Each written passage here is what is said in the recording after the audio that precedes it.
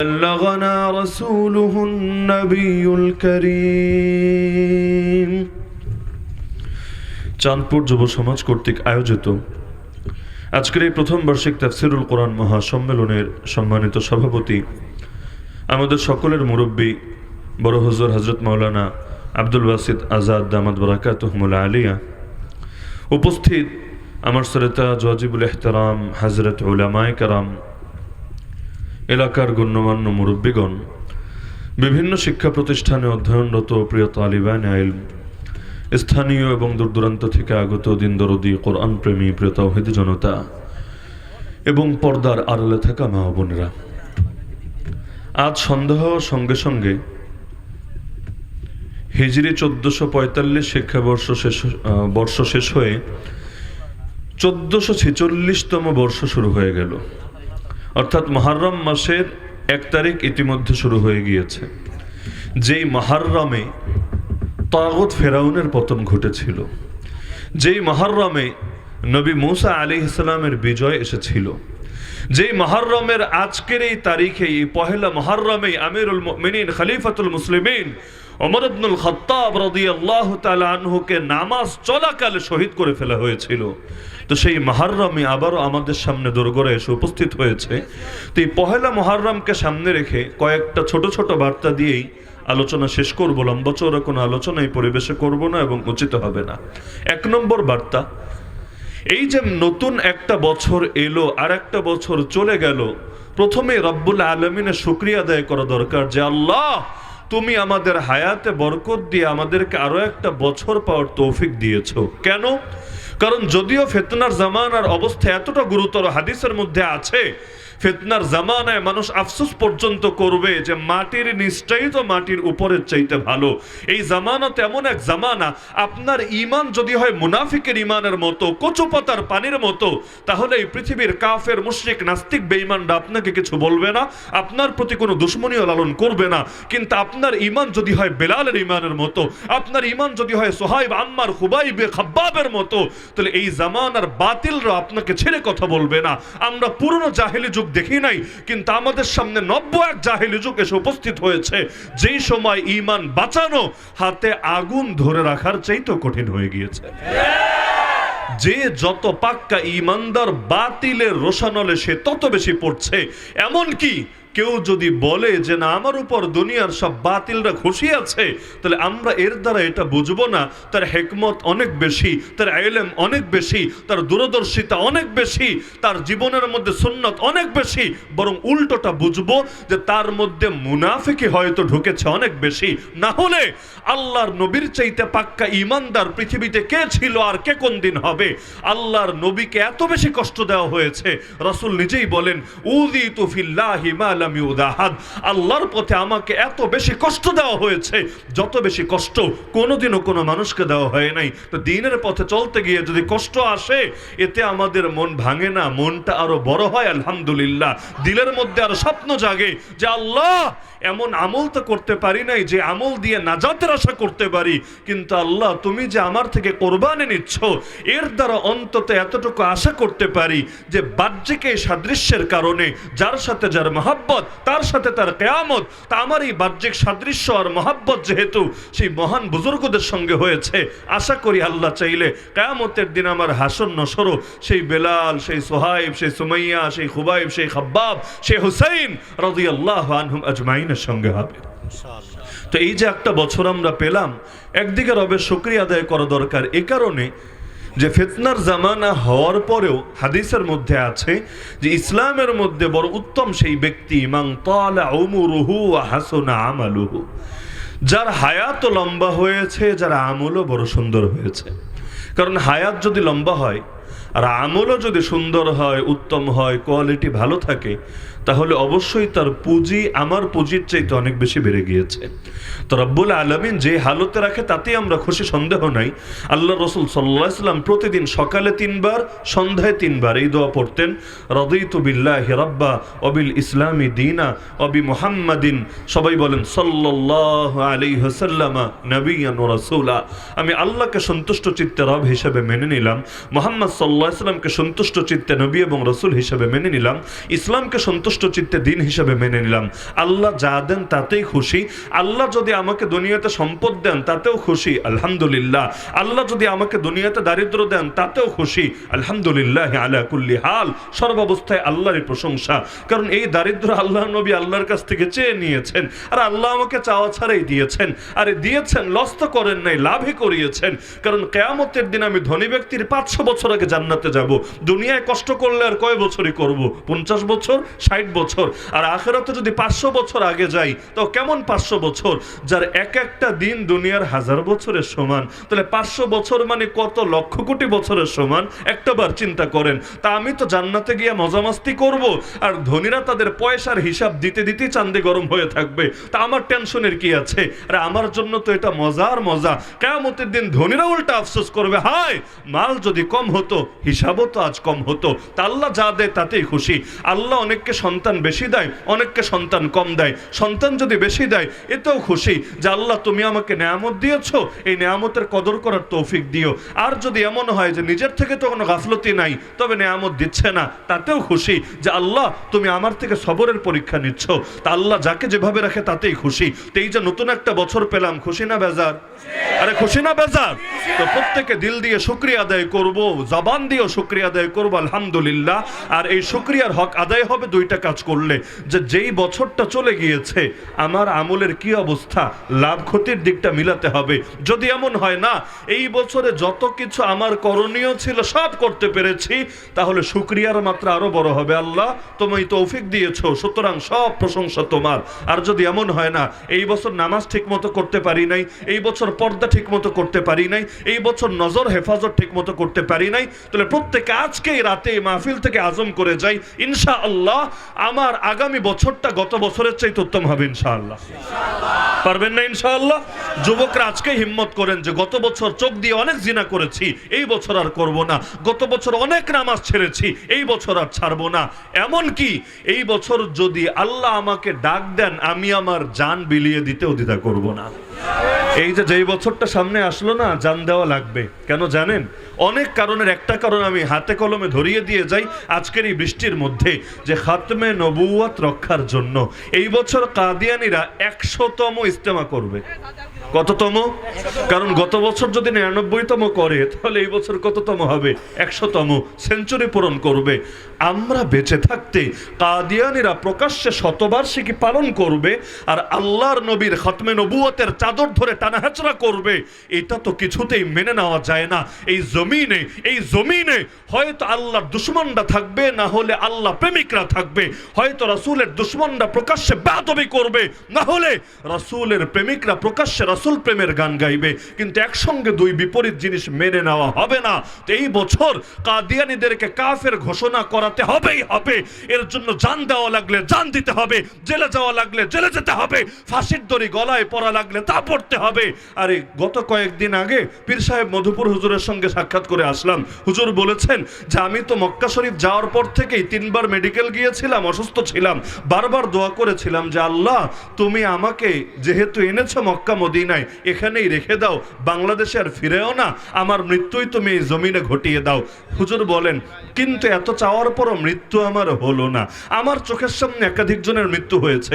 যেমন হুজুর নিজে কারগুজারি শুনিয়েছেন, তারই কাফেলায় ফরিদপুরের একজন ছিল, জামাই বউ একসঙ্গে গিয়েছে হজে।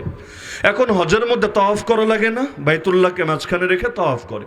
তিনি বলেন যে আমি চোখের সামনে দেখছিলাম ওই আল্লাহর বান্দা তাওয়াফ করছিল। তা 5 চক্করের পরে, তাওয়াফ মানে কয় চক্কর? 7 চক্কর। তো 5 চক্করের পরে মানে চক্কর 2টা এখনো বাকি আছে। এক সুযোগে হাজরে আসওয়াদ তো অনেক ভিড়, ওদিকে তো যেতে পারেই না। এক সুযোগে আল্লাহর বান্দা রুকনে ইয়ামানে শুধু স্পর্শ করতে পেরেছে। এটা স্পর্শ করে সঙ্গে সঙ্গে আনন্দে চিৎকার করে উঠেছে, আল্লাহ আমার জীবনটা কামিয়াব হয়ে গিয়েছে। হুজুর বলেন বাক্যটা বলতে দেরি, বেহুশ হয়ে পড়তে দেরি না। সেখান থেকে সবাই ধরে ধরে মেডিকেল নিল, কিন্তু নেওয়ার আগেই মৃত্যুবরণ করলো, আল্লাহর বান্দা, আল্লাহর মেহমান হয়ে গেল। হুজুর বলেন এগুলো দেখতাম আর আফসোস করতাম যে এই বুড়ারেও আল্লাহ যদি এই পবিত্র জমিনে রেখে দিত, আমার কবরটাও যদি এই মক্কা মদিনার মধ্যে হতো।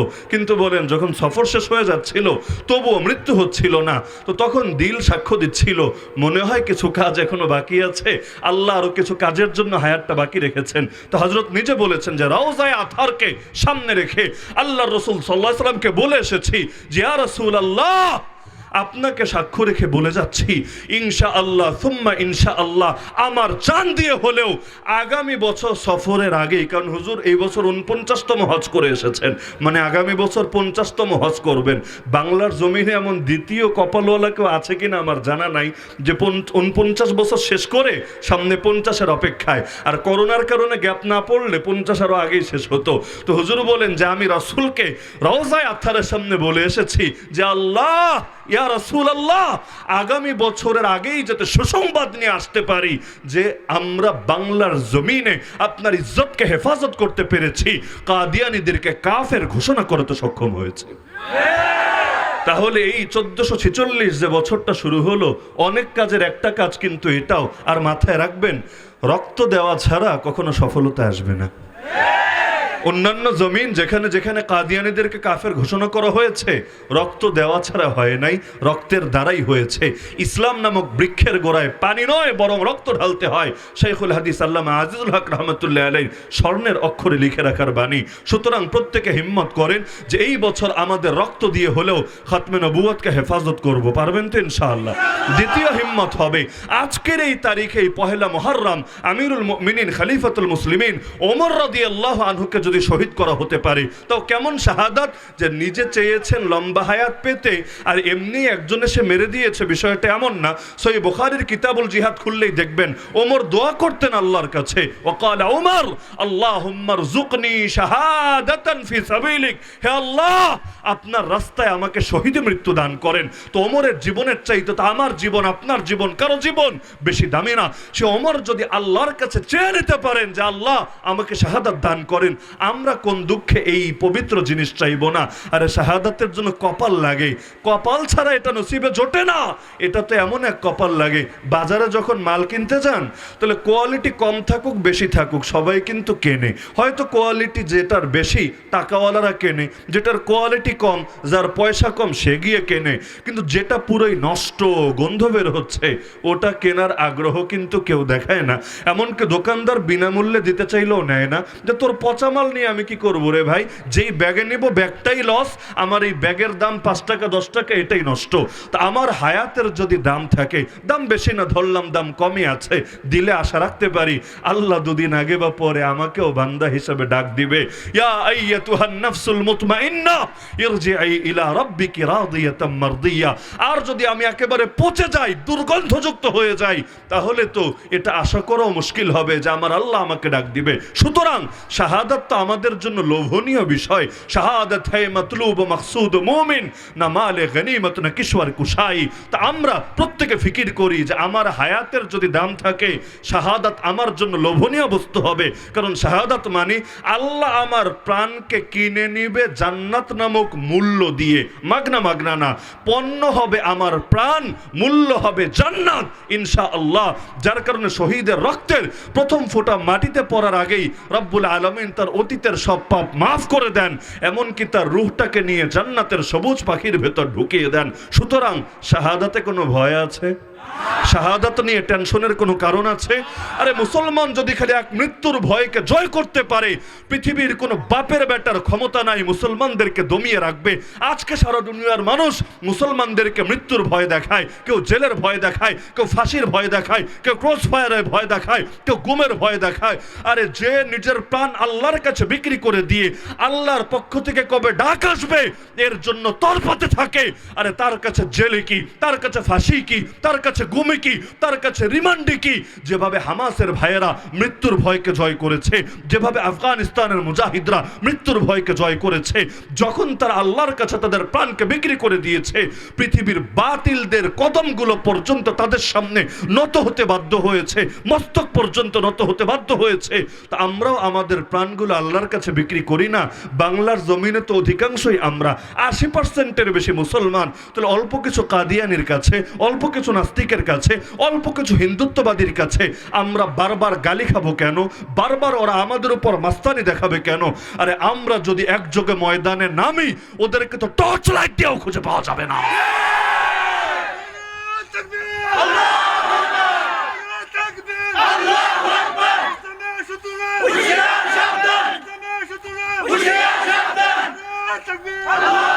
তো বাতিলরা সংখ্যায় 1%, 2%, 3% হয়ে যদি গোটা দেশকে সবসময় কাঁপুনের উপর, ঝাঁকুনির উপর রাখতে পারে, আমরা সংখ্যায় 80-90% হয়ে ওদের কিছুই করতে পারবো না, এটা তো মেনে নেওয়া যায় না। অসহায় কাকে বলে, দুর্বল কাকে বলে, অক্ষম কাকে বলে? আরে যারা সংখ্যায় 80% তাদেরকে অসহায় অক্ষম বলে না। বলতে পারেন হুজুর, আমাদের হাতে রাষ্ট্রীয় ক্ষমতা নাই, আমাদের হাতে প্রশাসনিক পাওয়ার নাই, এজন্য হয়তো আমরা পারি না। আরে যার সাথে আল্লাহ থাকে তার দুনিয়ার কিছু লাগে না। ইব্রাহিম আলাইহিস সালামের সঙ্গে দুনিয়ার কি ক্ষমতা ছিল? মুসা আলাইহিস সালামের সঙ্গে দুনিয়ার কি ক্ষমতা ছিল? আরে মক্কায় মুহাম্মদুর রাসূলুল্লাহ সাল্লাল্লাহু আলাইহি সাল্লামের সঙ্গে দুনিয়ার কি ক্ষমতা ছিল? আরে সব ক্ষমতার মালিক যিনি, তিনি যার সাথে থাকেন তার কিছুই লাগে না। হ্যাঁ, প্রয়োজন শুধু নিজেদের ভেতরে বোঝাপড়াটা ঠিক রাখা। এই যে মুহররম মাস, যেই মুহররমকে সামনে রেখে দরকার ছিল প্রত্যেকে শাহাদাতের তামান্না অন্তরে লালন করবে। আজকে তো মাত্র শুরু হলো, আগামীকাল সকাল থেকেই দেখবেন। আমি ঢাকা মিরপুরে নিজ চোখে দেখেও এসেছি যে ইতিমধ্যে ইসলামের একটা পার্টি, যাদেরকে সাহাবী বিদ্বেষী আমরা বলতে পারি, শিয়া গোষ্ঠী আরো কাঁচা করে বললে, ইতিমধ্যে তারা তাদের ভণ্ডামির প্রস্তুতি শুরু করে দিয়েছে। তো একদিকে ডায়লগ মারবে যে আমরা হুসাইনি কাফেলার সদস্য, আর আরেকদিকে জামান আর ইয়াজিদদের যদি পা চাটতে থাকে, তাহলে হুসাইনের নামগুলো তো খালি জবানেই থাকবে, কাজের কাজ কিছু হবে না। এই মাসে অন্য ইতিহাস রাখেন, সেগুলোর ইতিহাসের চিপাচাপার আলোচনায় যাওয়ার দরকার নাই। যদি হুসাইন রাদিয়াল্লাহু আনহু কথা কেউ টানেন, হুসাইন রাদিয়াল্লাহু আনহু ময়দানে জান দিয়েছিলেন খেলাফতকে নববী আদলে প্রতিষ্ঠিত করার জন্য, দুনিয়ার কোনো মাকসাদে না, চাকরি বাকরি, কোঠার আন্দোলন অথবা এই সেই এগুলোর জন্য না। হুসাইন রাদিয়াল্লাহু আনহু শাহাদাতে সুধা পান করেছিলেন খেলাফতকে সহি তরিকায় প্রতিষ্ঠিত করার জন্য। তা আমরা যারা নিজেদেরকে হুসাইন প্রেমিক বলে দাবি করি, আমাদেরও তো নিজেদের জান কুরবান করা দরকার জমিনে খেলাফত কায়েমের জন্য। তাহলে সারা দুনিয়া কেন্দ্রিক যে খেলাফত হয়, খেলাফত তো দেশ কেন্দ্রিক হয় না, গোটা দুনিয়া কেন্দ্রিক। কিন্তু গোটা দুনিয়া কেন্দ্রিক হতে চাইলে আগে তো দেশে দেশে আগাতে হয়। 10টা-20টা জায়গায় হলে পরে না বসে সবাই মিলে একজনকে খলিফা আর আমির ঘোষণা দিতে পারে, হাওয়ার উপর তো আর খেলাফত কায়েম করা যায় না। তাহলে বাংলার জমিনে খেলাফত কায়েমের জন্য সবাই ঐক্যবদ্ধ হওয়া দরকার নাকি দরকার না? হ্যাঁ, যদি দেখেন যে এখনো এই মুহররমে এসেও কারো চেতনার মধ্যে দিন কায়েমের চাইতে, খেলাফা কায়েমের চাইতে, মুসলমানদের এই মজলুমানা হালত কাটিয়ে ওঠার চাইতে, এমনকি হিন্দুত্ববাদী আগ্রাসন থামানোর চাইতে বড় হয়ে গিয়েছে কে জিলাপি খাবে আর কে খাবে না, কে হাত উপরে বাঁধলো আর নিচে বাঁধলো, যে নামাজি নাকি আমাদের হয় না, কেন আমরা ইমাম আবু হানিফার নাকি পূজা করি, নাউজুবিল্লাহি মিন যালিক। এসে প্রশ্ন করে কার ধর্ম মানো, মুহাম্মদুর রাসূলুল্লাহ সাল্লাল্লাহু আলাইহি ওয়াসাল্লামের ধর্ম নাকি ইমাম আবু হানিফার ধর্ম? আজকাল তো গজলও তৈরি হয়ে যায়, কি বলেছে আকাবির সব নাকি ছাড়তে হবে, আর খালি কোরআন হাদিস নাকি ধরতে হবে। অথচ কোরআন হাদিস কেমনে ধরবেন আকাবির বাদ দিয়ে? কোরআনকে আপনার উপর ডাউনলোড হয়েছে নাকি আসমান থেকে? হাদিসকে আল্লাহ নবী আপনার কানে এসে শুনিয়ে দিয়ে গিয়েছেন। তা আকাবির বাদ দিয়ে কেমনে কোরআন ধরবেন, আকাবির বাদ দিয়ে কেমনে হাদিস ধরবেন? নবী বলেন আল বারাকাতু মা আকাবিরিকুম, আর আমাকে এসে শেখাবেন আকাবির বাদ, এগুলো ছাড়তে হবে, খালি কোরআন হাদিস ধরতে হবে। কেমনে ধরবেন রে ভাই? আরবিও তো পড়তে পারেন না। তো যদি অনুবাদ পড়েন, এটাও এক আকাবির লিখে গিয়েছে। যদি তফসির পড়েন, এটাও এক আকাবির লিখে গিয়েছে। যদি নেতারটা শুনেন, আর নেতা যদি আসলে ইলমওয়ালা হয়, তিনিও তো এক আকাবির হিসাবে তার আকাবিরের থেকে আপনার কাছে পৌঁছে গিয়েছেন। তাহলে আকাবির বাদ দিয়ে ইসলাম কিভাবে ধরবেন? সুতরাং এখন সবচাইতে বেশি জরুরি আমাদের হলো ইস্যু টিস্যু দিয়ে হবে না যে খালি বাংলাদেশে ইন্ডিয়ার রেল ঢুকবে, দেখি রেলটা ঠেকানো যায় কি না, করিডোরটা বন্ধ করা যায় কি না, অথবা কোটা নিয়ে যে ঝামেলা হচ্ছে এটাকে কোনোভাবে স্থগিত করে দেওয়া যায় কি না, অথবা এখানে সেখানে যে বিভিন্ন সমস্যা আছে টুকটাক দু একটা সমস্যা দূর করা যায় কি না। মাথায় রাখবেন, শাখা শাখাই মূলই। যতদিন পর্যন্ত মূল ঠিক না করবেন, শাখার জন্য যতই রক্ত ঝরান চূড়ান্ত বিজয় কিছুতেই পাবেন না। আর মূল ঠিক করে ফেলেন, শাখা নিয়ে আর এত টেনশন করা লাগবে না। গাছের মূল ঠিক তো গাছের ডাল এমনি ঠিক হবে।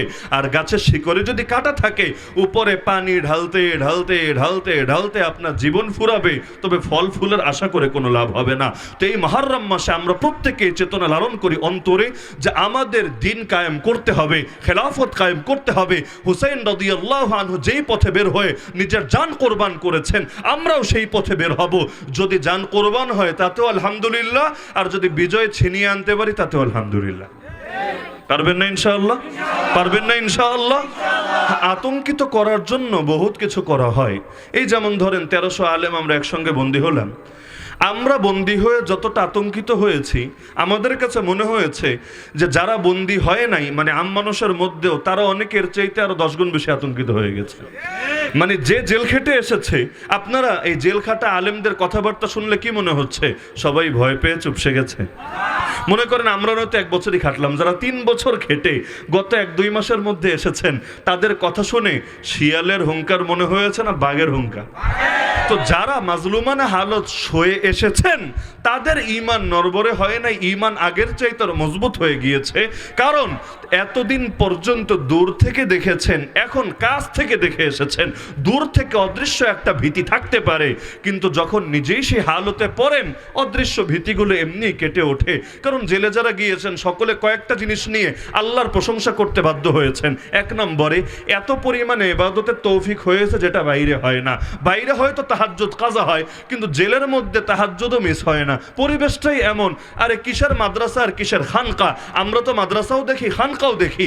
আমাদের এই দৃষ্টি পর্যন্ত এই কথার সাক্ষ্য দেবে যে জেলখানা অনেক খানকাহের চাইতে বড় খানকা হয়ে গিয়েছিল আলহামদুলিল্লাহ। তো একদিকে ইবাদতের পরিবেশ, কোরআন তেলাওয়াতের পরিবেশ, জিকির আজকারের পরিবেশ, আর ঐক্যের একটা পরিবেশ।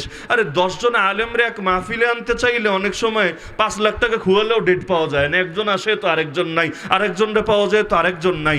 আর জাতীয় সংলাপ করতে চাইলে, জাতীয় কনফারেন্স করতে চাইলে আরো মুশকিল হয়ে যায়। কারণ একজন আছে সিলেটে, একজন চিটাগাং চলে গেছে, আর একজন মাহফিলের দাওয়াতে দিনাজপুরে। এক জায়গায় জমা করা কিন্তু মুশকিল। এমনকি ঢাকায় পর্যন্ত এটা পারা যায় না, অন্য জায়গায় দূরের কথা। সেখানে বছরের পর বছর একসঙ্গে থাকা, একসঙ্গে খাওয়া, একসঙ্গে শোয়া, এই যে এক পরিবেশ, এর দ্বারা সবচাইতে যেটা বেশি ফায়দা হয় যে প্রত্যেকের চিন্তাটা এক হয়, লক্ষ্য এক হয়, উদ্দেশ্য এক হয়। আমার দৃষ্টি বলে, শুধু আমার না, জেলখানা থেকে যে আলেমরা বাইরে এসেছে মত বিনিময় করলো, প্রায় সকলে এই মতটাই প্রদান করে, ইনশাআল্লাহ আগামীর বাংলাদেশ ইসলামের বাংলাদেশে হবে। বাম রাজনীতি বলেন, এই দল বলেন, সেই দল বলেন, সবার পতনের সময় চলে এসেছে। আর ইসলামের বিজয়ের এক যাত্রা ইতিমধ্যে শুরু হয়ে গিয়েছে। বলবেন কিভাবে?